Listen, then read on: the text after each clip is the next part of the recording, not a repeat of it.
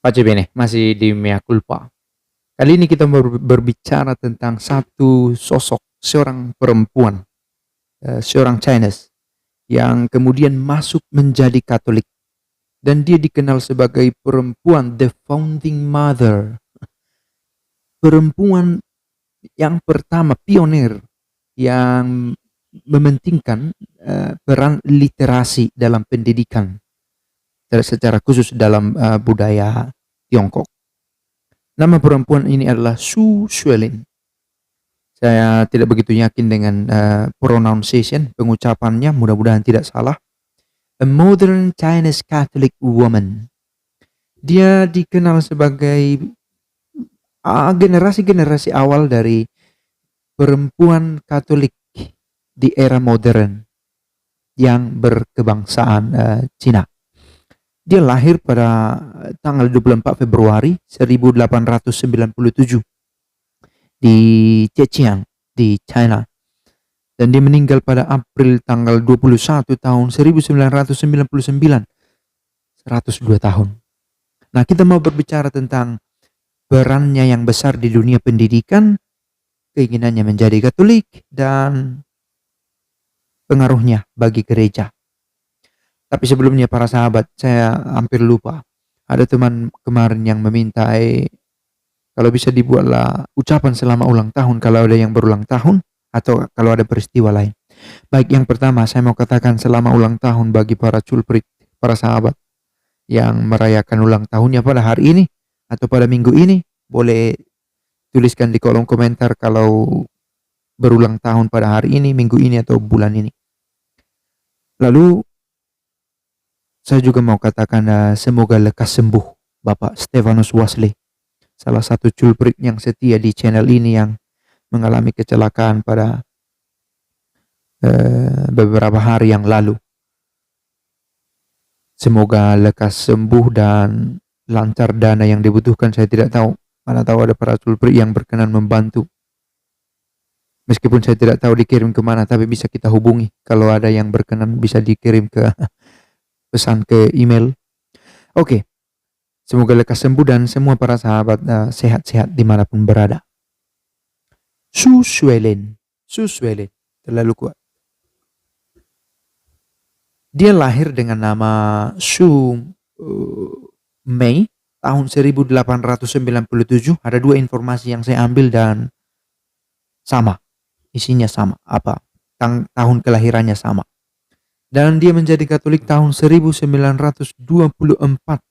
Itu berarti ketika dia berusia 27 tahun. Ketika dia berusia 27 tahun sudah menjadi Katolik di usia yang sangat muda, sangat ideal dalam berpikir, secara psikis juga ideal, dan memutuskan menjadi Katolik. Dikatakan dia punya relasi yang baik sebenarnya dengan pastor Jesuit, juga pastor Jesuit yang berkebangsaan Cina, dan itu memantapkan pilihannya untuk menjadi seorang Katolik. Para sahabat, untuk informasi lebih lengkap bisa kunjungi aletheia.org. Di sana dituliskan biodata tentang dirinya. Dia studi ke Eropa. Dia berkunjung ke Prancis pada tahun 1922. Sekali lagi saya yakin lingkungan berpengaruh untuk memberikan orientasi pendidikan iman kepada kita, di mana kita berada, dan itu berpengaruh pada arah perkembangan konsep beriman kita. Dan pertemanannya, dia memiliki pertemanan yang erat dengan pastor juga. Su was baptized into the Catholic Church in 1924 before returning to China. Sebelum dia kembali ke Cina, dia meminta untuk dibaptis. Dan dia termasuk generasi pertama dari perempuan Cina yang berperan sebagai penulis dan guru. Dan dia pernah mengajar di university di Suzhou dan Wuhan. She is seen as the founding mother of the modern study of Chinese literature. Studi modern di Cina Dia diingat dalam bidang studi modern di Cina, literatur Cina. Su Xuelin dikenal sebagai the founding mother. Bukan orang sembarangan. Artinya dia kaum intelektual. Dan sebagai kaum intelektual dia memutuskan menjadi seorang Katolik.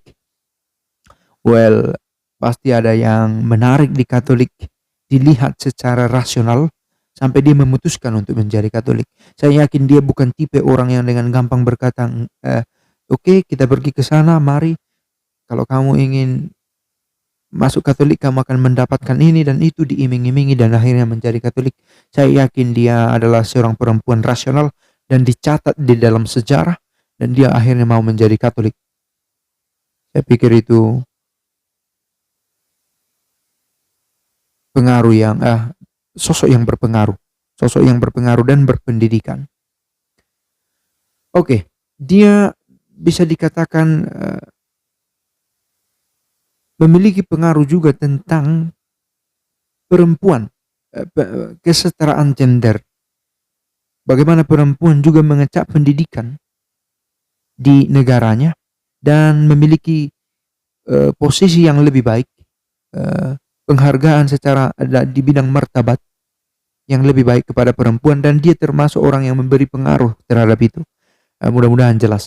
Maksudnya Su Xuelin sedemikian berpengaruh sebagai perempuan, turut juga membangun hakikat perempuan yang benar-benar berharga dan setara sebagai manusia biasa bersama dengan para pria di negaranya, sehingga perempuan juga mengecap pendidikan yang baik dan bisa masuk sekolah. Meskipun memang revolusi pada tahun 1911 sampai 1912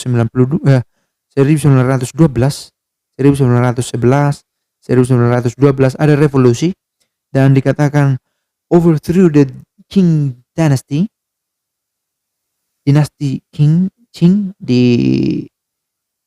ditunggang balikan dan berdirilah Republik Cina dan perempuan mulai berpendidikan dan dia turut beserta membangun kesempatan itu supaya perempuan mengecap pendidikan yang lebih baik. Nah, oke. Saya melihat satu catatan di sini di mana dia memiliki relasi dengan seorang pastor Jesuit dan akhirnya dia juga aktif di gereja. Dia dikatakan bekerja sebagai seorang editor dan penerjemah untuk Catholic Truth Society, satu sosietas umat Katolik yang juga akhirnya ada di Cina. Dan dia bergaul dengan seorang pastor Jesuit, Su Zongse, one of the most prolific Catholic scholars of the 20th century China. Seorang pastor yang berpengaruh juga di Cina pada abad ke-20. Dan pastor ini juga terlibat dalam dunia jurnalistik di media-media Katolik di Cina. So, perempuan dan gereja, saya pikir gereja juga turut memberi ruang kepada perempuan untuk bertumbuh, untuk menunjukkan eksistensinya sebagai manusia, sebagai citra Allah. Dan dengan kehadiran Su Xuelin, kita punya keyakinan bahwa gereja membuka pintunya bagi setiap gerakan-gerakan yang pro kemanusiaan, prolific, yang bagi kehidupan kita, yang memanusiakan kemanusiaan kita, memanusiakan diri kita sebagai manusia.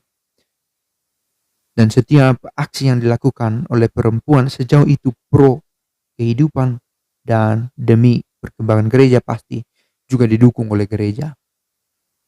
Bukan malah gerakan-gerakan destruktif seperti pro aborsi dan tindakan-tindakan yang kontra kehidupan semacam itu. Oke, semoga informasi ini berguna dan sebenarnya banyak informasi yang saya belum bagikan tentang Su Xuelin, tetapi semoga ini memberikan stimulus kepada kita untuk searching siapa Su Xuelin dan sumbangsinya bagi gereja dan negara. Pace bene.